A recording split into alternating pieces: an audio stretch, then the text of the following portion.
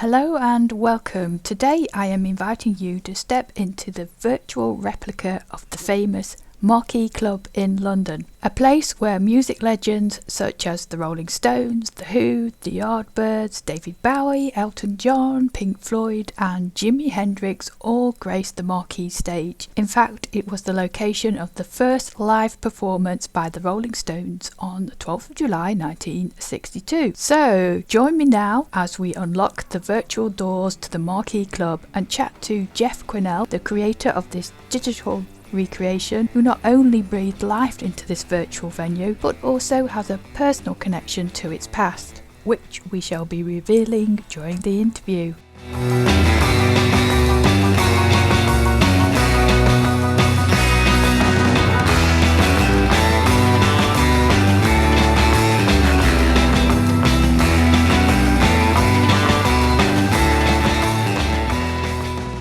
Hello Geoff, thank you for allowing me to interview you today and agreeing to take us on a tour of your virtual recreation of the Marquee Club in Second Life.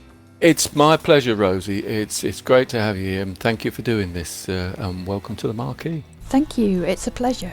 First of all, let's start by delving into how you came to be in Second Life, what things you've done here and what inspired you to build a replica of the Marquee Club. Well, like many, I came to Second Life via another game. There was people talking about this new place called Second Life, and everyone was raving on about how good it was. So I thought I'd have a look. So I came across with a couple of friends from there. You could see the possibilities, but the computer couldn't handle it, to be quite honest. And I had to upgrade and come back must have been a couple of months later, and got well into it and just loved it. You know, I love the creativity, I love building straight away, and it went on from there. I mean, I did, because of my musical background, I did a lot of projects that were musical biased, towns and clubs that had venues and all that sort of thing. But it wasn't till probably about 3 or 4 years ago that I had the idea for the Marquee, and that came about after speaking to some people in the real Marquee Facebook group, where people share old photos and adverts, and I thought that would be a good idea. I wonder if I can do that. So I got to work. And you also have a personal connection to the Marquee Club. Could you tell us a little bit about that? Yeah, I do. I used to go there in the mid-70s. I'm showing my age now, but that was at the height of the Wardour Street venue, which you'll see around you. It's because the Marquee was in Oxford Street at first, then it moved to Wardour Street, and then it moved to Charing Cross Road. But Wardour Street was the main one, the famous one, and that was between 64 and 88. And I went there as a teen in the mid-70s, saw a few names and bands, and just fell in love with the place. And then I was in a band that was good enough to play there. I did probably about 6 gigs around 1980, 79, 80, 81, and loved it. I thought I was a star. I thought I'd made it. It was just, you know, I stood on that stage and I looked to my right. I was on the left-hand side of the stage, and I looked to my right and I saw the name on the wall, and it just brought a smile to my face. It was superb. Wow. And the name of the band? It was called the Young Bucks. We had a residency there. I think it was every Saturday or Sunday night for a month, and the place was packed out, and we had the record companies watching us. We almost got signed to CBS, but there was problems with the management, and it just disbanded very quickly, which was a shame. It wasn't to be. How did it feel to be on that stage? Oh, well, I can't describe it really. It was, you know, it was like a dream come true. Just to see that name just over your shoulder as you were playing, and see the people in front of you really enjoying what you're doing. It was, and that's what it stuck with me ever since. And it was a shame to see the building go. You know, I heard, and I only heard this last week, that the building, it had to close at Wardour Street because the building was unsafe because of the music, the vibrations over the years. Apparently the whole facade was leaning into Wardour Street, and they had to close it down, strengthen it, I presume. And I think it's flats now, but yeah, it was the music that sort of brought about the demise. Oh, that's incredible to think that the music literally did bring the house down. Turning now to the virtual version, How did you go about ensuring its accuracy and authenticity? Well, like I said, I consulted. I mean, I had some memories of the place, but they fade with the years. And when you're there, you don't really notice where a wall is, where a pillar is, and all that sort of thing. But I consulted some people in this the real Facebook group, and I said, has anyone got any old photos? There were some old photos around, but I said, has anyone got any photos, or most importantly, if anyone got any floor plans that they could write down, just jot a little drawing of the floor plan, because I wasn't sure where doors were, bars were, and all that sort of thing. And the post came alive. It probably about half a dozen floor plans, hundreds of photos, people there, people where they sat, and you get lots of photos of the stage area and the main corridor and entrance, but you get very little of the rest of the building. So yeah, that was the most difficult thing. And I've tried to, it's as close as possible, but I'm always looking for any other photos where I can tweak a wall here or move that there. But I think it's got the feel of the place. I really do. It's not, the floors are not as sticky as the original, but I really do think it's got the feel of the place, and I'm quite proud of that. Yes, it's cosy and simple layout. Yeah, it was a grubby old place, but it just had this atmosphere, and it was exciting to be there. And amongst all those famous people too, did you rub shoulders with any of them? Not really, no. I mean, I probably, there may have been people there, I don't know, but I saw a few name bands, but I never really, the names were in and out of the place all the time, but I never noticed. Well, I suppose the famous names were just starting out, so maybe that's why you didn't notice. That as well, yeah. A lot of bands started here. A lot of bands were sort of, they got together here, their first meetings, and formed into the names that they later became. But it was so dark as well, so you couldn't really see anything. Oh yeah, standing next to Thin Lizzy and not knowing because it was dark. Are there any other features you could tell us about in the virtual version that relates to the authenticity of the real life version? One picture of the front bar when after it was being demolished. It shows you the narrow windows. There was you'll see here in this replica there's a row of narrow windows there that looked from the bar into the main room, and it shows you those position of the bar. I've even put the machine there. There's I think it was Space Invaders, Lemmy, from Motorhead. He used to play on it all the time apparently, so I've even tried to sort of recreate that. I put a little machine by the windows there. I love that detail. You also sent me a photo of the back changing room. What a mess, and so much graffiti.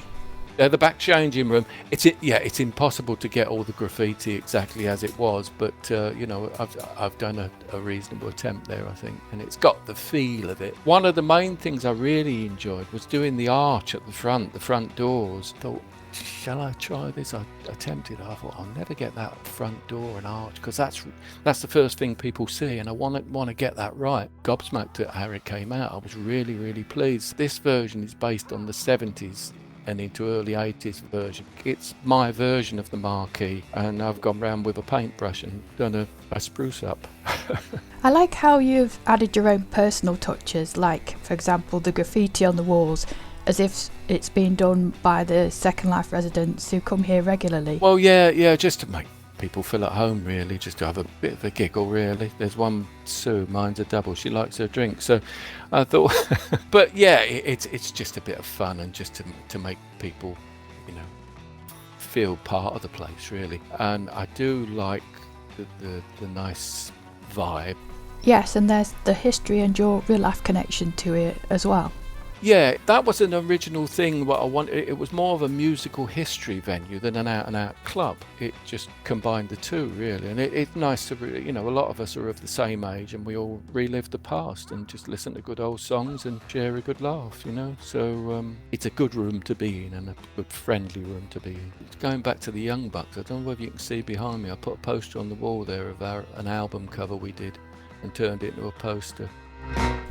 This photo of the stage, who are the two people that are standing in front of it? Yeah, picture of the stage, and that Yeah, that is Harold Pendleton and his wife, I presume, but that is Harold Pendleton who started it all off. That is the stage in Wardour Street. And when he opened it in 1958, wasn't it a jazz club to begin with? It did. It in Oxford Street, and when it first came to Wardour Street, it was semi-jazz. Although the Yardbirds kicked it off, and it soon got into that sort of style of music, blues really. Rod Stewart, Elton John, all those, David Bowie, they all played in like little blues bands. That was through the 60s. Then Jimi Hendrix came along, and then The Who. Manfred Mann played there a lot, and it just developed from there, and just virtually everyone played there. I was told that the Kinks never played there, and obviously the Beatles never played there, though they did go there. But the Stones, they played there a lot. It's everyone. It really is everyone. Such an iconic place. And now we have a virtual version to keep the memories alive. When can people come and visit? What's happening at the virtual marquee in the coming weeks? And what are your plans for the future? Right, well, it's open now, basically. Anyone can arrive, have a dance, have a chat, take photos, anything they want to do. As regard events, I'm doing every Wednesday I do a bit of DJing myself. I just take a period of a section of some years and play some songs for that year, and then the next week I do another section. Just a general feel of the time, really. Yeah, so that's every Wednesday, and next week we've got a special one-off with a little all-girl band called the Pixel Chicks, who I'm sure you know of. Yes, I can reveal that I am one of the Pixel Chicks. I am so looking forward to role-playing a band on the virtual marquee stage. It's exciting. Yes. We're playing on Wednesday the 2nd of August at 1:30 p.m. Second Life time. So if you're watching this vlog before then, please come along and join in the fun. Yeah, it'll be fun. It's a good laugh. And that's normally well attended, so you do draw a few in. So we'll have queues at the door. Of course. Well, hope so anyway. That's per the real marquee. Yeah, so I'm looking forward to that. That we do one of them every probably 6 weeks, I suppose. And I'd like to explore that more of getting little almost tribute show, and who knows, maybe live acts in the future. I don't really know, I haven't looked into that, but for now it's every Wednesday. Whatever's on, it's every Wednesday, but people can come at any time, and if you're here they can talk to you and ask you questions. They can, yeah, of course, yeah. I'm happy to talk about myself anytime. Also, if you have any questions while watching this vlog, just pop it in the comments below and I will get Geoff to answer them for you. Thank you, Geoff, for sharing your passionate insight with us today. I've enjoyed learning about the Marquee's history and hearing about your personal and real life experiences there. You've certainly created a place of nostalgia that transports us back in time to an era of musical revolution. That's all for now. I hope you enjoyed this vlog and are inspired to come and listen to the Pixel Chicks gig on Wednesday the 2nd of August starting at 1:30 p.m. Second Life time. But if you have missed this event, don't worry, just pop along to the club in World, join the group so you get notifications of the next event. The landmark to the marquee is in the description below this video. If you'd like to see more of my vlogs, please give this one a like, subscribe and hit that notification bell. Until next time, take care and stay virtual. Thanks, Rosie.